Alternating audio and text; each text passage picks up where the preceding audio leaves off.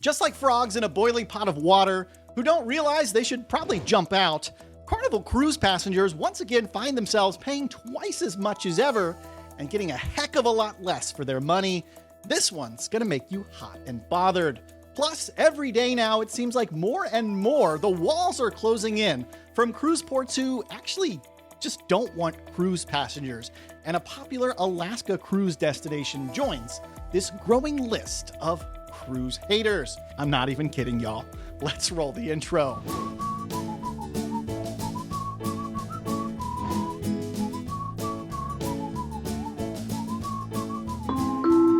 Well, hey, and welcome to the Midships channel. It's your Captain Corey. Thank you so much for stopping by the channel today. I can't believe how fast this week is going, but there's so much cruise news to get into. Let's head over to Carnival Cruise Line's private island, Half Moon Cay. Some people say K. What do you say? Let me know in the comments. Carnival Cruise Line out at Half Moon Cay, though, is attempting to cook their passengers alive like frogs in a boiling pot. Most of you who've cruised for a while now know that since the pandemic, cruising has gotten worse and more expensive at the same time as cruise lines raise prices and take away amenities, luxuries, perks that we were used to as cruisers. And this trend, well, it's alarmingly getting hot over at Carnival Cruise Line's island, Half Moon Cay. As Carnival announced, they're now taking away the air conditioning there starting next week. Now, this change will affect the villas and the beach cabanas there at Half Moon Cay. There's around 20 all affected units that are going to see this change. And this is in the wake of Carnival nearly doubling the prices for a half-day rental at these villas or cabanas. Let's get some perspective here. In January of this year, a villa would have rented for $650 for, I don't know, 5-6 hours, however long you're at Half Moon Cay.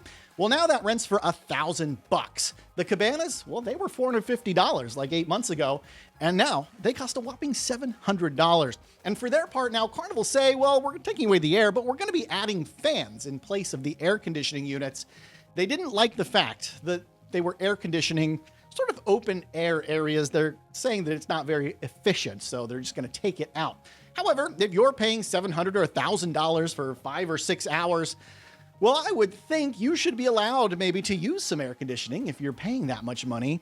I would hope to God, if you're paying $1,000, you'd have the option of turning down the air conditioning as cold as you want in the 90 to 100 degree summer heat in the Caribbean. After you just used your hot tub and were out in the sun, you're probably going to be a little bit warm, and I don't know if a fan inside in a wooden structure is really going to cool you off. Have you ever tried to use a fan inside, say, a garage or inside, say, a car that's not running with air conditioning? It blows hot air at you. It doesn't work. Fans only work outside where there's fresh air moving. Confined spaces and fans in the summer, it ain't working, y'all. And this change is not going to just affect Carnival cruisers. Remember, this island is under the Carnival Corporation umbrella, which means cruise lines like Holland America and Princess also share time at this island.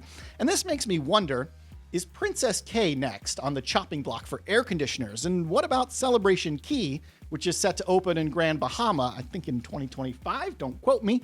If I'm wrong, though, roast me in the comments. Are we about to be hot under the collar at all of Carnival's private cabanas at all their islands? If you ask me, there's never been a better time to head over to the Midships Amazon store and pick up one of these little babies. I'm blowing it all over myself right now. This is like $16. You could buy 60 of these and be a lot cooler for the rest of time than booking one day in a Carnival Cruise Line villa. Of course, I'm joking, but if you do want to see everything I take with me every single time I cruise, well, there's a link to my Amazon store in the description down below. It's a great way to support this channel while getting something amazing for yourself. Thank you so much for your support. All right, let's take the cruise news, well, up and over to Alaska, a place where I'll be in about a week from now. The town of Sitka, it sounds like they might be joining the list of cruise haters, the ever-growing list of places that hate cruises. I don't like traffic as much as the next person, but guess what? I'm mature enough to understand and be able to accept the fact that other people have the freedom to do what they want in the world just like I do.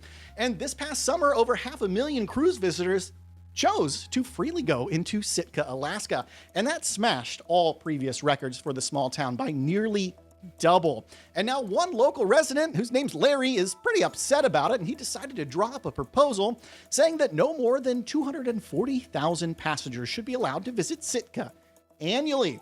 Larry says this proposal will help them regain control and restore order in their local community, stating that it's just absolute chaos, and he feels the cruise industry thinks it's the planning director of Sitka, and they have to march to their orders. Now, 250,000 passengers a year, which is kind of close to Larry's proposal, well, that's not the most ungenerous thing in the world. I'll give you that, Larry. However, city administrators in Sitka are already expressing their concerns over the legality and the constitutionality and economic effects of such restrictions. Remember, these are American passengers visiting an American state on their cruise. And for the most part, that gives us certain rights to access freely places.